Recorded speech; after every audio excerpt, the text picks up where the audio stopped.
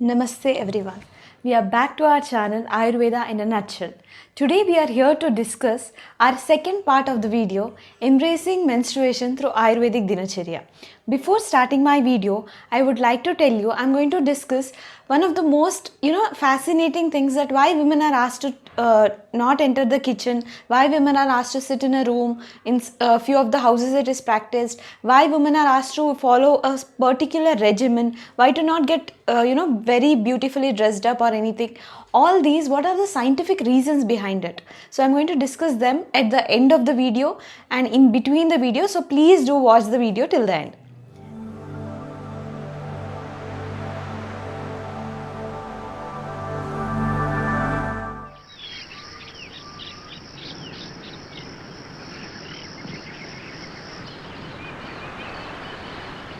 We are here to discuss about do's and don'ts in this video.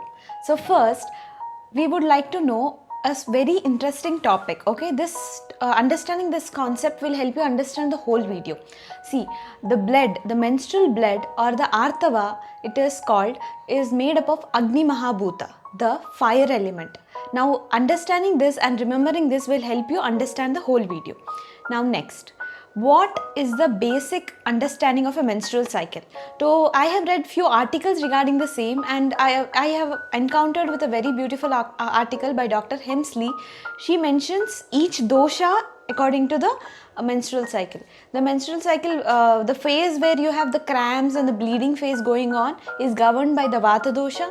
The phase where again the body starts nourishing itself and when the egg or the ovum is formed is governed by the Kapha dosha. And the phase where the hormones start lifting up, again increasing, and when ovulation has to begin is governed by Pitta dosha. So now I have mentioned you doshas. Now we'll understand each dosha, accordingly the food, the regimen to be followed, and the meditation and the mental things to be followed. First would be the Vata dosha. See, the Vata dosha, to identify whether your menstrual blood is vitiated by Vata dosha, you can tell if you have scanty menstruation, if you have severe pain during menstruation, it means that is Vata dosha vitiated. So what can we do? The foods. See, it is always advised to do a regimen before Vata dosha, that is before starting menstruation. If you know yours is Vata vitiated, it is advised to start Abhyanga. Abhyanga is a body massage with oils like Eranda Thaila or the Ricinus communis seed. If you use that for Abhyanga or body massage, it is very helpful. If you can't do to the whole body, at least to the lower part of the body. If you don't have castor oil or the Eranda Thaila, you can use Tila Thaila, the sesame oil, or if that is also not available, a simple coconut oil would do your work. But if you start doing this just before starting your menstruation, it is going to help you. Remember, don't do it during menstruation. It is advised before menstruation, 5 to 6 days before. Now what are the foods? See, Vata dominant people are supposed to take more of liquid content. Now liquid content means warm water, pomegranate juice, banana juice, apple juice, or any such juices. Liquid content should be increased in the food. Now what kind of food should we take? It should be warm food and home cooked food. It is always advisable. And top all your home cooked food with 1 tablespoon of ghee, and this is going to help you a lot. Apart from all these, you can have khichdi, you can have dal rice, rasam rice, all easily digestible foods. Add coriander, cumin seeds, jeera, all these to your foods, which will help in better digestion. Also, if you use hing and all, like dal, all in dal, everything we generally use hing, it is going to help in Vata Anulomana, that is proper functioning of Vata. So this is what about Vata food. Now Pitta. How do you understand if it's Pitta vitiated or not? See, Pitta vitiated people generally have a very interesting concept. This is okay. Pitta is having interdependency with Rakta or the blood. So when there is loss of blood, it is told as shloka, it is given in Ashtanga Hridaya like Rakte Amla Shishira Priti Sira Saitilya Rukshataha. That is, when there is loss of blood happening from your body, you have desire of eating amla foods, you have desire of eating sour foods, spicy foods, you have desires during menstruation. But remember, you have those desires, but you're not supposed to consume them because they are going to cause pitta vitiation. So what can you consume for a pitta vitiated person? And how can you understand? Heavy menstruation, clots, all are indicating pitta increase. You have more rashes in the body, you have sudden heat increase in your body, you have thirstiness in your body, that means pitta is vitiated. So the foods which are very cooling in nature, you can take coconut water, you can take milk, you can take a little bit of cooling water like menthol. All these can be added to the water, and the pot water which we generally take in summer, all these are consumable by pitta people. Regarding food, again home cooked and warm food which is very simple to digest like khichdi, dal, rice, all that I have mentioned is very very consumable to pitta people.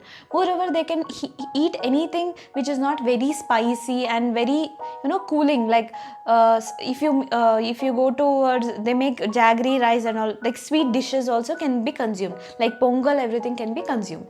Now going towards kapha, how do you understand kapha? See, there are two simple ways to understand if it's kapha vitiation in the menstruation. That is, if people are generally having a tendency to put on weight during menstruation, that is a kind of swelling in the body. You see in your hands, your legs get swelled up. There's water retention which you can feel. You have heavy clots, like there is very less bleeding, and everything which comes out is thick menstruation. It's like thick clots. So that indicates it is kapha vitiation. What should we consume? So kapha vitiation people generally can consume herbal teas. Herbal tea is made up of ginger, cinnamon, cardamom. All this can be consumed early morning. And food which is should not be fermented. Fermented food is completely no for kapha people. Milk and milk products are said again no to kapha people. Very light and digestible foods like which is mudga soup, that is green gram soup, or again the food items I have mentioned before can be consumed, which is very light to digestion. Roti, sabji which is of the garka hai, that also you can consume normally. Now if you go back, now we have discussed about food of vata, pitta, kapha. Now next comes our mental health. How to improve our mental health. So all these doshas have very good understanding of mental health. That is simple. See, we have our hormones increasing suddenly, decreasing suddenly. The hormonal play affects us in your emotional tackles. Like people have so many mood swings. So how meditation helps and what meditation can do? See, every time you have such mood swings, whenever you do meditation, there's calming in your mind. It is not that you completely will not have them, but you'll have better power to tackle with them. So one of the most simple thing is pranayama. What kind of pranayama should we do? We can do Nadi Shodhana, or otherwise called as Anuloma Viloma Pranayama. We can do meditation for at least 15 to 20 minutes. On any YouTube you can do any meditation, and just for 15 minutes of calming of your mind. Then you can even go further for meditations and pranayamas. Apart from these, you can do Shitali Pranayama and Chandra Bedini Pranayama. You can actually refer to these steps and actually properly do them. Apart from these, what you can see as photographs on the screen, I would like to discuss more of yoga also. See, excessive gymming or excessive exercise is never good for menstruation. So you can do a normal soft yoga, but yoga should be followed before by a warm-up session and after by a cooling session, which is very very essential. So people tend to miss these two steps, which is not going to benefit them. So what yogas can be done? Pavana Muktasana. This is a very very amazing yogasana which can be done for maintaining the vata and proper menstrual flow. Then you have Shishu Asana, you have Bidala Asana or the cat stretch, you have general Surya Namaskars. Surya Namaskars in a very slow motion also can be done. Kapha Prakriti people, as I have mentioned, Kapha dominant menstruation, you can always go more for little more exertion during Surya Namaskara. With others, Vata and Pitta respect, you can do little less of it. So all these are going to help you a lot for during menstruation. Now we have finished food, we have finished yoga and meditation. Next is simple regimens which are told, and why are they. So one more thing I would like to tell you is Kapha people can even have Til Gud Ke Laddu. If you see in Sankranti, like Telugu people and mostly Marathi people also follow the tradition of making these laddus. These are very very beneficial during menstruation period. The Til is the sesame seeds and Gud is the jaggery. If you make laddus out of these and give to the female who are menstruating, it is going to help them because they are very very rich in iron content.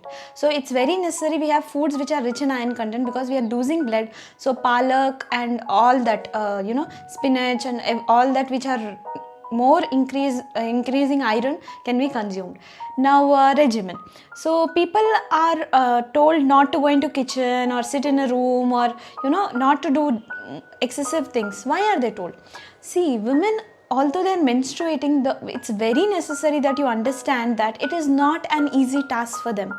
They are having cramps which are not very bearable. Every other woman, blessed are the souls who are not having such cramps, but including me, there are so many people out there who are having severe cramps. They are having lots of mood swings. So they are supposed to be calm and quiet, and they need the rest. So why are Vedics have mentioned not to go into kitchen, do courses, just to have them that rest period. If they are doing the same as work as they are doing on normal days, then what is the rest period they are getting? So they need that relaxation, they need that rest, they need me time. You understand, right? Me time. And what you can do to a woman who is sitting there, a sister, a mother, or your friend who is having this, you're supposed to help them, you're supposed to understand them psychologically. Okay, she's going through a lot of things, I can support. You can give them a warm water bag, help them with warm water, help them and ask them, I'll do these things for you. A husband can do that for his wife, and help them out instead of telling no or making fun of menstruation, because menstruation has nothing to do with fun. It is just a natural process which is going on in a female reproductive tract.